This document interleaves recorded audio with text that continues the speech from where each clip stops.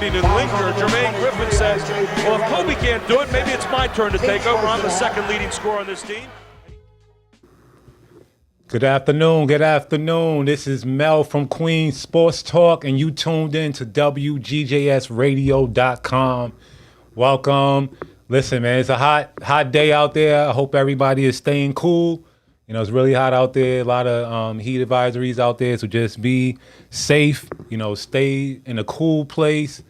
Stay hydrated. Drink a lot of water and stuff like that. So thank y'all for tuning in on this Saturday with your boy. We're going to have a lot of discussions today. Today we're going to kind of get into some topics and discussions where I guess it's kind of like been debatable. We're going to talk a little bit more football today. We're going to talk basketball as well, all right? So there's a couple things that I want to be. He's going to jump right into it, all right? So I want to get into Kyler Murray's new contract. I like, you know, he got paid. He got that bag. I'm happy for him. I think he's right now he got the richest contract for a QB or probably in the NFL, you know. So that was a good thing. But also, I want to talk about two situations that's been kind of like in the sports world. One has been going on a little longer than the other, and one is really new. The first one that's been going on for a while now is the Dashaun Watson. Everybody know he was the quarterback of the Houston Texans. Everything was all fine and lovey-dovey and with the team and the quarterback at one time. And then the minute he asked for a trade, you know, all these allegations came out, right? And it kind of put like a railroad. It railroaded his career, right? And I want to speak about that because the same thing is kind of going on in the NBA right now with Mykil Bridges. Now, here's the thing. I'm not going to be one to say who's right or who's wrong, right? Because I don't have all the facts. Everything is coming out as allegations, right? That's in regards to Dashaun Watson, and also when it comes to Mykil Bridges. When it comes to the Mykil Bridges, that's a little different because that's more of a physical abuse situation, right? And I want to get into that. And the one with Dashaun Watson is more of a sexual abuse situation where, you know, some massage therapists, they feel, you know, women, they felt that, you know, they were pretty much violated with the allegations. That's what, you know, the allegations were, you know. And for the most part, most of the cases already has been settled. There are about 4 cases that's going to be heard next year. There have been cases that's been dismissed. But here's the issue that I do have with the NFL and also the NBA. I feel like these organizations operate opposite of how society operates, right? If you get accused of a crime, it's supposed to be innocent until proven guilty. That's how it should be, right? But a lot of times in these situations, even if you're innocent or you have settled your case and you've never been charged with anything criminal, any mischief, or anything like that, the NFL still has a right to suspend you. And that's what we're looking at right now for Dashaun Watson. It took about a year, but finally Houston, they traded Dashaun Watson to the Cleveland Browns. He ended up getting $230 million guaranteed, you know what I'm saying? Full guaranteed money. And a lot of people had a problem with it. You know, a lot of people, you know, they would, you know, especially some radio personalities, right? Like Molly from First Take, you know, a couple people, you know, they would kind of just keep trying to throw dirt in his name, right? And here's the thing, here's the reason why I want to have this conversation, right? Because there are situations when people have to understand in sports that there are people at times who work behind the scenes. There are people at times who want to keep certain players, mostly minorities, in check, right? So the way they kind of like keep you in check, there are people out here who, you know, kind of create situations and allegations and they have people fabricate stuff. That's nothing new. Yes, there are real situations out there where athletes do things, after an investigation, it shows they were guilty and they were punished. So I want to start out by saying that if Deshaun Watson, right, is guilty, whatever punishment that comes along with it, right, I feel like as long as it's within, whatever the law is, then he deserves. The same thing with Mykil Bridges from the Charlotte Hornets. But the conversation, because now I'm about to bring Mykil Bridges into this as well. The conversation is that what people don't want to talk about is that sometimes a man is wrong and sometimes a female is wrong. Sometimes females lie. Sometimes females lie. And sometimes females instigate, and then when a man retaliates, it falls back on him, right? So let me give you an example, right? I've seen situations where a man and a woman, husband, wife, boyfriend, girlfriend, they get into a heated exchange, argument, disagreement, right? You have a right to disagree with anybody you want.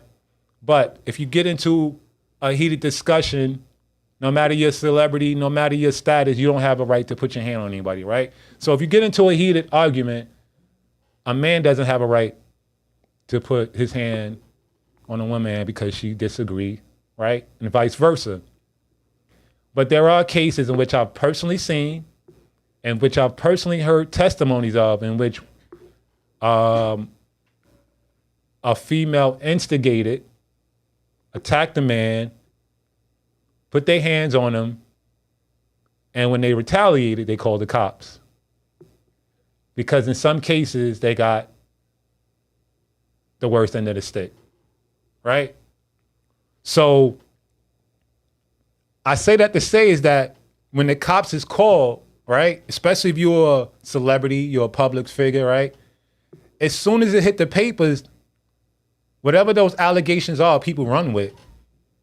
They don't wait and see if it's innocent, it's guilty. The media just begin with their narratives.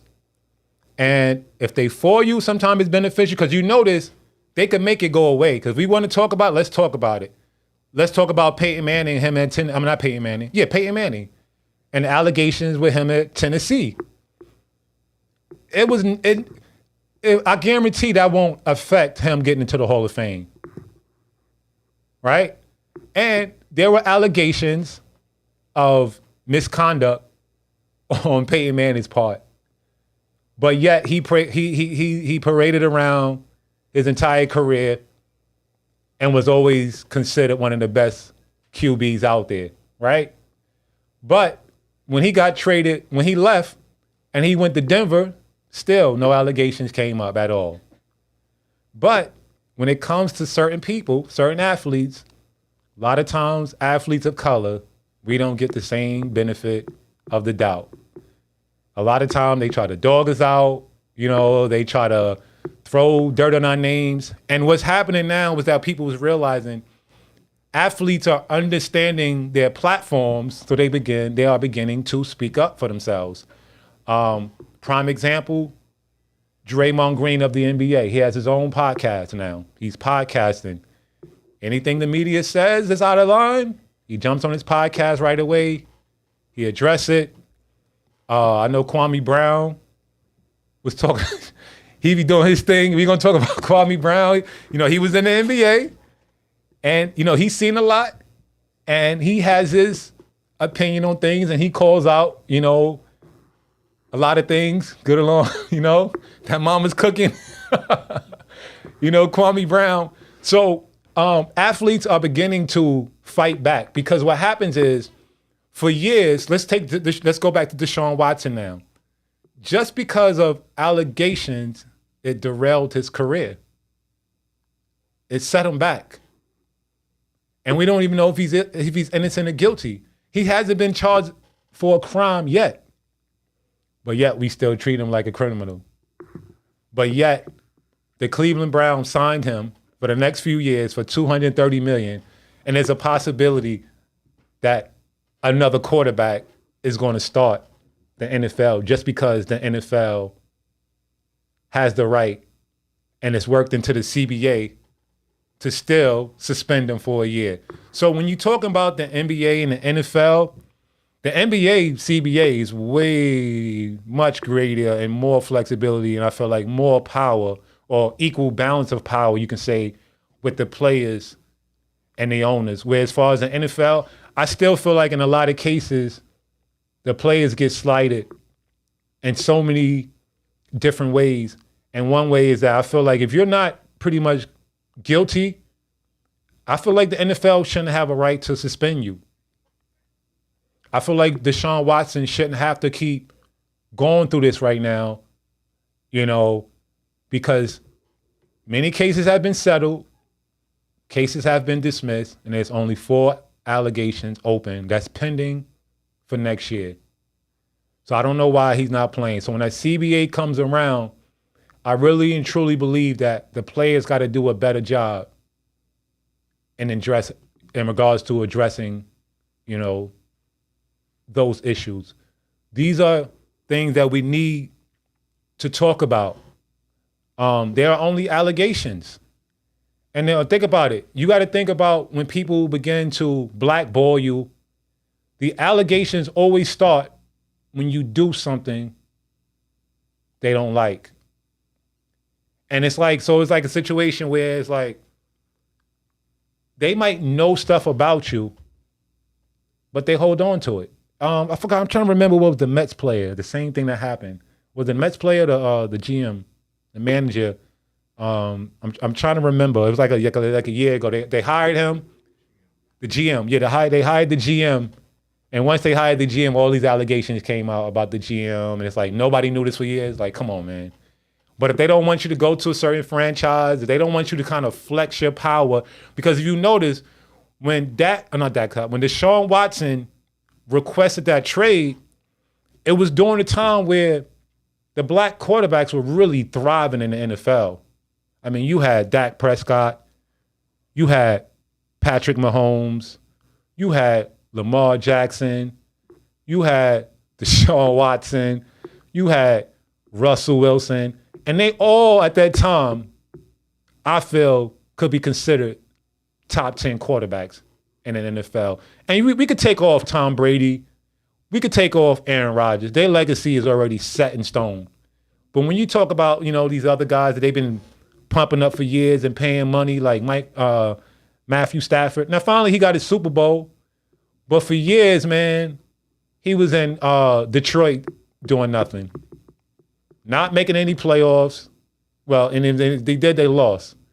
But yet, they want to knock Dak Prescott. I'm a Giants fan. I'm a diehard Giants fan. I've been a Giants fan since the 80s. Lawrence Taylor is one of my favorite players all time. I feel like he's top 5 NFL player all time. So I've been following football, for, a long time. And I feel like when Deshaun Watson made that decision, they was like, you know what? We need to stop this. These black quarterbacks, man, now they starting to flex their muscle too much. And that's where it all began. And the next thing you know, they hyping everybody else. I'm not saying Joe Burrow and all these guys aren't good, but what have they accomplished that some of these black quarterbacks that they knock all the time haven't accomplished? Dak Prescott, and I'm going to pull it up to be sure, last year, I believe he threw 37 touchdowns and had 10 interceptions. But they talk about him as if like he's the worst quarterback in the NFL sometimes, the way they dog him. But yet, Tony Romo, when he played with the Dallas Cowboys, was getting that money after money after money after money after payday after payday, big paydays. And the conversation wasn't the same. Do some of these, white quarterbacks, and for me, I'm not a racist or anything like that, and a lot of times, but we're gonna call it like it is. If you watching sports, if you watch and you see football, you see what's going on here. You see pretty much what they're doing. You see how things played out with Deshaun Watson, and like I said, it was during the time where the black quarterbacks were thriving. So now it's like, because of that situation, if you look over last season, they've been trying to knock a lot of the quarterbacks who are black. They didn't even rank Lamar Jackson as a top 10 quarterback this year going into the season. And I feel like that's disrespectful because if you're talking about just wins and making a difference for your team, Dashaun Jackson is top 5. You can't say he's not top 5. I would challenge anybody on that. One year he threw over 30 touchdowns and he had 6 rushing touchdowns. So you can't tell me he doesn't have the capability. But the NFL has been transitioning to more of a dual threat quarterback lead. It's looking a little bit more like college. It was a time before where when you came into the NFL, they only wanted you to stay in the pocket. Dual threat quarterbacks is not nothing new. I talked about it last week. Randall Cunningham was Michael Vick before Michael Vick. Now, don't get me wrong. Michael Vick was a lot more explosive, but he was Michael Vick before Michael Vick. You know what I'm saying? He was doing his thing. Now, they had some other quarterbacks, and I mentioned like John. You had the John Elways. I was a big Giant fan, so I used to like Phil Simms, but when he got injured and they put Jeff Hostetler in there, he was more of a scramble quarterback that can throw as well, and he got us over the hump, for the Super Bowl. So dual quarterbacks has always been there, but they were never taken seriously in the NFL as they've been as just say like the last 5 or 6 years. I would say since the Michael Vick, the Cam Newtons, the Patrick Mahomes, the Robert Griffin III, even though he got injured, they've been so explosive and so exciting that they literally changed the game. And you think about now, you have a quarterback who can throw for 200 yards, 250 yards, some 300 yards, and at the same time can give you 70, 80 yards in rushing at the quarterback position, making you that much more of a threat. And if anybody put that on full display and win the Super Bowl and show you that it's possible, we could look at Patrick Mahomes. But there's a lot of people, a lot of quarterbacks who can do that. And I feel like the NFL was heading in that direction. But I feel like once that Deshaun Watson thing, it's kind of like they're kind of trying to put a little pause on that now. And now they're trying to focus more on the pocket quarterback again. And let's be truthful, right? When we talk about the pocket quarterback, even that can be kind of, what's the word? So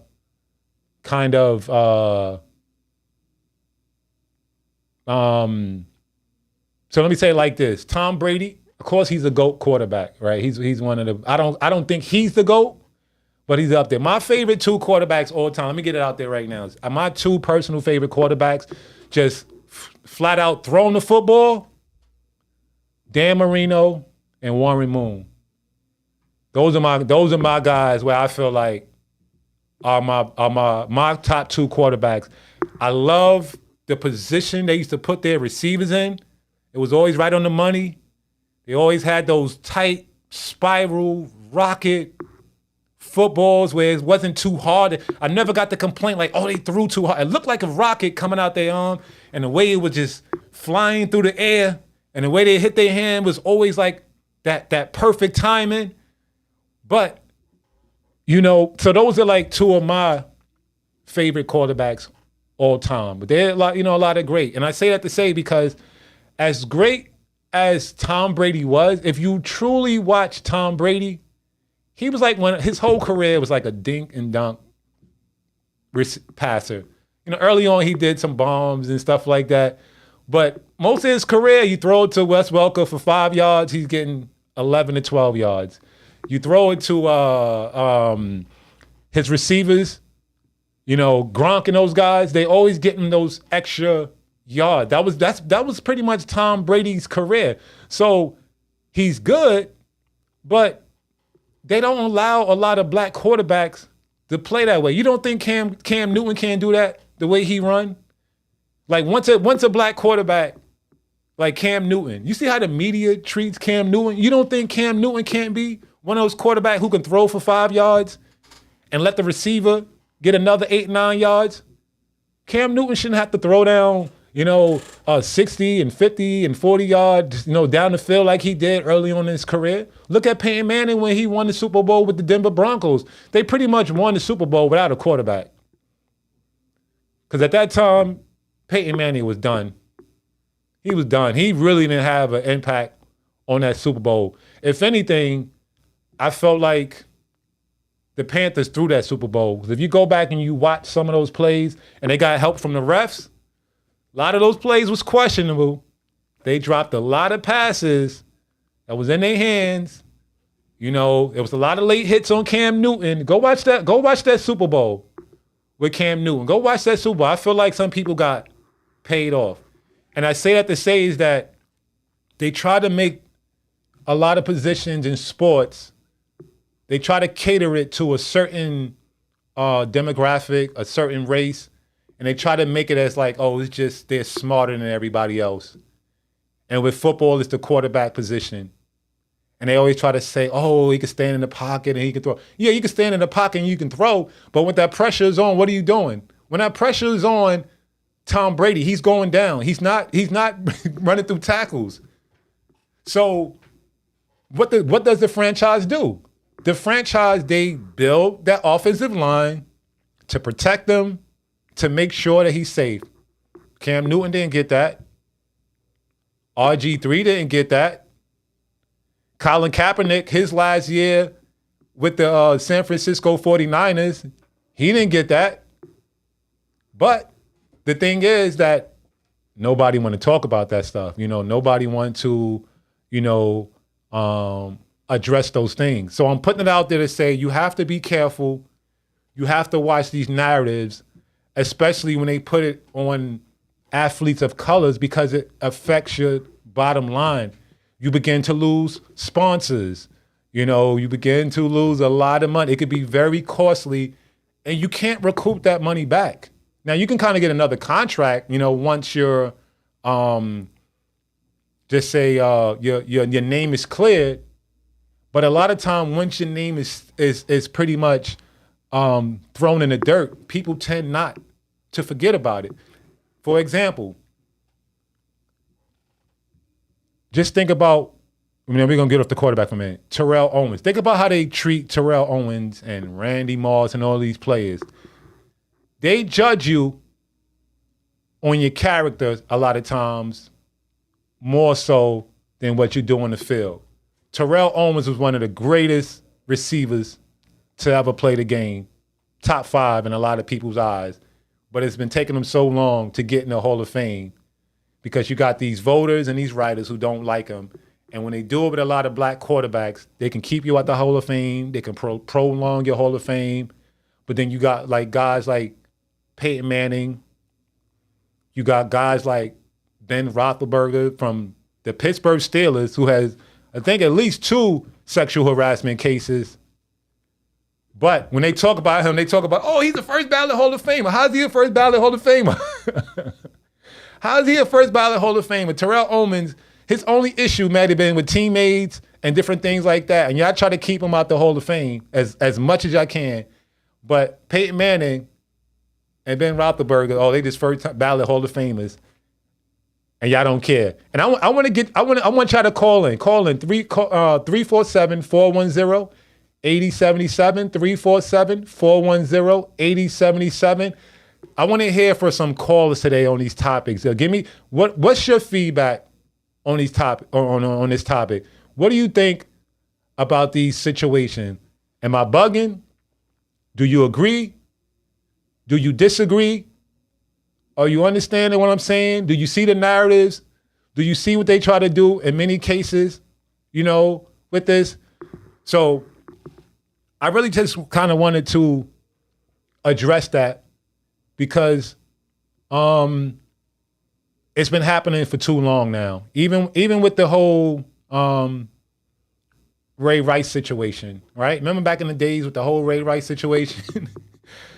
The NFL already knew what the situation was before the video even came out.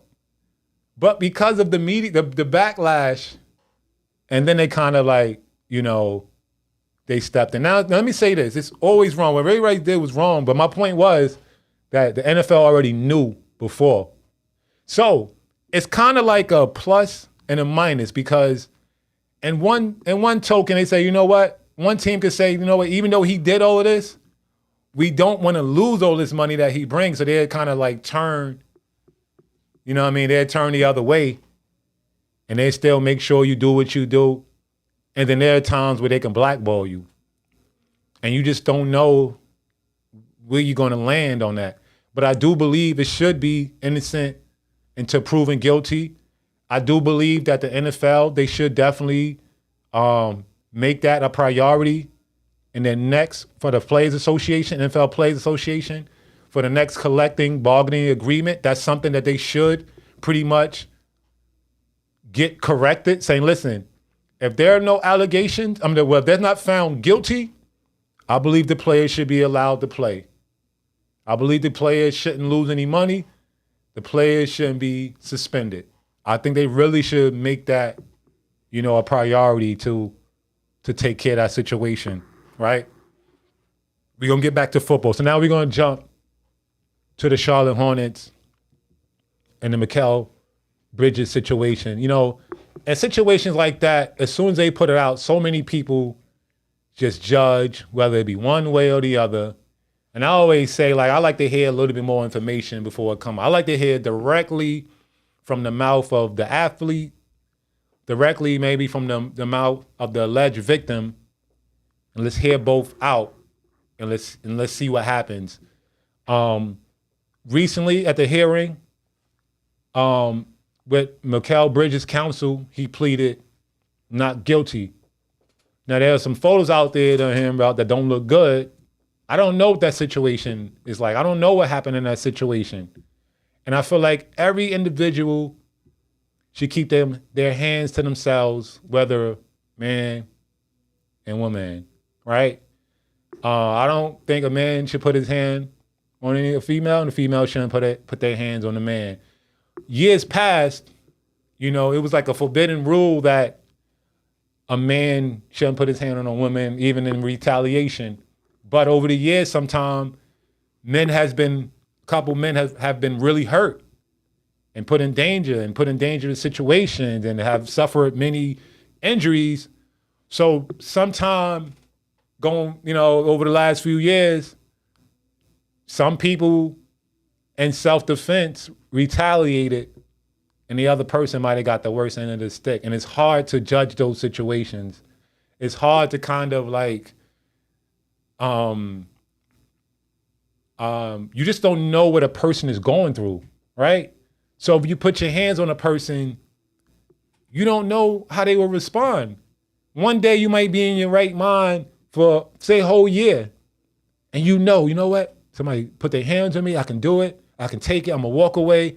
I'm gonna do what I gotta do. You might have a bad day and you might lose it. Somebody put their hands on you, you retaliate. Next thing you know, you're sitting in a jail cell. I've seen it done. So I would say even with the Mykil Bridges situation, it don't look good. I'm not saying he's innocent. I'm not saying he's guilty. What I'm saying is that there are allegations. I've personally, speaking from experience, have been in situations where a person tried to attack me and then flip it and try to lie. And if I didn't have all my evidence, if I didn't have all my proof, if I didn't have witnesses, then who knows where I could have been, right? So I'm just throwing that out there because a lot of athletes of color is going to face a lot of these situations, and we gotta stop allowing the media to judge people before due process. And a lot of times it's either like the black athlete, the black entertainer, you know what I mean? Like the black celebrity, and it's always a time where they flex their power. They don't like the celebrities flexing their power. Like, I don't know if I brought it up last week, like for instance, just think about this for a minute, how the media works. They say that the only decision that LeBron did, the only wrong thing LeBron did in his career was leaving the Cavaliers, going to Miami, and not telling the Cleveland Cavaliers. And my thing is like, he don't owe them anything. He don't owe them anything because when teams trade you, when teams trade you, they don't explain to you. Players been traded at halftime, but the media should have really been focused on how when he set up for the decision, it made $6 million. But we're gonna go to a commercial break. I want y'all to call in after the commercial break. 347-410-8077. 347-410-8077. Mel from Queens. We got a caller? We got a quick call. Let me take this call real quick before we go to break. We about to go to break, but we got a caller. This is Mel from Queens. Caller, where you calling from, and what's your name? Hey, Jay, Long Island. How you doing today, man? Hey, what's going on, Jay? Hey, I want to talk about basically, we already know what happened with Dashaun Watson because basically, we already know how certain things are in Texas, Houston, in that particular area. So, none of these cases came out until he wanted to trade. He wanted to get traded from there. Correct. So he was on the team the whole time, balling, no issues, no nothing. Well, let me add this in. Said, Not only was he there, but they was looking to extend his contract. Let's keep that. Let's throw that out there too. Texans wanted to keep him. Go ahead, caller. Yeah, so they wanted to give him more money, and they wanted to, like you said, keep him. He didn't want to be there no more. Mm-hmm. Now, like I said, based on like some people from Texas or whatever, you can understand depending on some things you go through sometimes in there, what people say. So he wanted to leave. The minute he wanted to leave, all these allegations. So there's like people. Sometimes I don't know if these people like set these people up or what, but what happens is when they put you in these situations,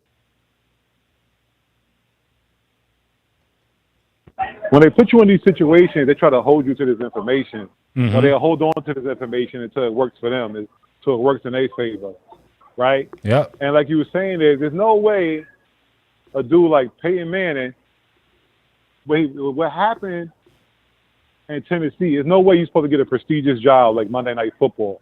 That's right. People consider that a prestigious job, Monday Night Football. Now, any black quarterback that got an allegation, whether they did it or not, right? They ain't getting no Monday Night Football. They don't talk about it. They don't talk about like when Peyton Manning walked off the field. So they'll talk about that with LeBron. If LeBron and shake somebody's hand. So they build up these they build up the Manning brothers like they bigger than life. Meanwhile, Eli was ripping people off with merchandise, selling people fake helmets and stuff. They ain't suspend him for the year. You know what I'm saying? So people get away with different stuff based on like your skin color. That's true. That ain't nothing new. But until people develop their own leagues, that stuff's going to happen. No, I mean, caller, man, I agree, 100, I agree at 100% with, everything, that you're saying.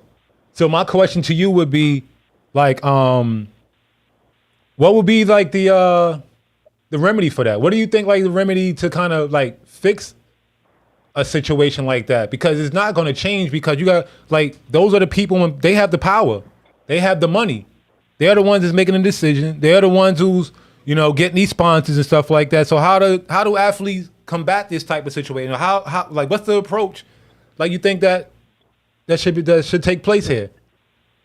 Well, they don't have the power. The players have the power because without them, those owners ain't making no money.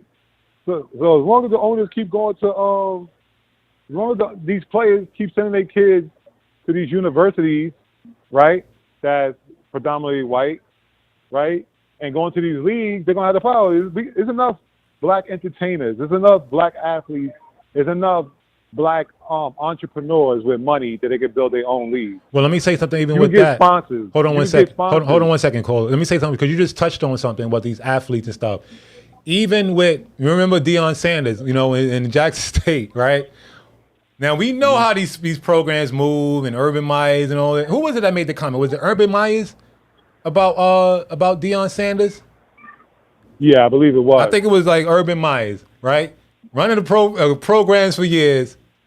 The minute you see a black program thriving, you want to call about they being paid. Nick Saban, that's who it was. Nick Saban. So the minute you see, Jackson State taking off, they get a top recruit. Now all of a sudden, man, people want to say, hey, they paying people, and Deion like, come on, man, you talking to the wrong one. I know what's going on. Open up that can of worms. Yeah, right. I was like, man, don't play with me, because I opened up the can of worms. And they didn't want that, so they hushed them up and gave them more money. Like, look, and they backed off. More money at Jackson State. Yeah, and they threw more money at them. They threw more money. No, I'm saying Nick Saban though he backed off him after that. He apologized. He had no choice. Right. He had no choice to back off because he already knows like these dudes ain't got a leg to stand on. Like when you in that industry and you in that field, you already know the ins and outs. So they ain't gonna press Deion. Like he ain't one of those dudes that they're gonna press. Somebody else, they could do that stuff, but Deion, prime time, he don't play those games. Man. So it's just a matter, like I said, it just comes down to, at the end of the day, that's what I say. People keep trying to, like, be in somebody else's system. You ain't changing nobody's system. It's like what your parents say, right? When you was growing up, right? If you don't like my rules, what they used to say? Get out. Right? You can get out, right? Yeah. This they game. This they field. So Jay-Z is a billionaire. Kanye West is a billionaire. Diddy a billionaire. Dr. Dre a billionaire. Like Jordan a billionaire. Magic Johnson got money. They always finding these investors to try to buy baseball teams and basketball teams. Y'all got enough money to start your own league. So we got to stop making excuses. And reality is when you're playing in somebody else's league, you might not get the same benefits. So if you're gonna keep subjecting yourself to the Rooney Rule that don't work, right, and acting like they care when they don't care, then people can't complain later on when you go in.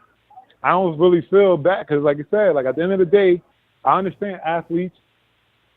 They got to make money. They want to get out the hood or they situations. I understand that part. But once you got your money, right, now these owners, and I'm talking about these dudes as execs now, right? Now you got to put your money where your mouth is and you got to create. Now you got to create. That's all it comes down to. Yeah, thank you, man. So, thank you for the call. I mean, I appreciate it. Oh, yeah. Everything you're saying, it's right on the money. I think that it's doable. I mean, Vince McMahon started a football league. You know what I'm saying? So it's not like it's not doable. Talk about basketball. Ice Cube started a 3-on-3 league. Tracy McGrady, he just started a 1-on-1 league. So you see, it seems like players are inching towards that direction. And I do agree with the caller that we should definitely, encourage athletes to do their own thing. These billionaire athletes, start your own leagues, and get things going. But yeah, man, that's what we talking about today. We gonna leave it there for right now. We gonna let that ride out for today, and we want y'all to think about that for this week. And tune in next Saturday. 2 p.m. Mel from Queens Sports Talk on WGJS Radio. And I thank y'all for listening. Thank y'all for tuning in. Tell a friend to tell a friend. Either tap in or miss out. This is Mel from Queens. Thank y'all.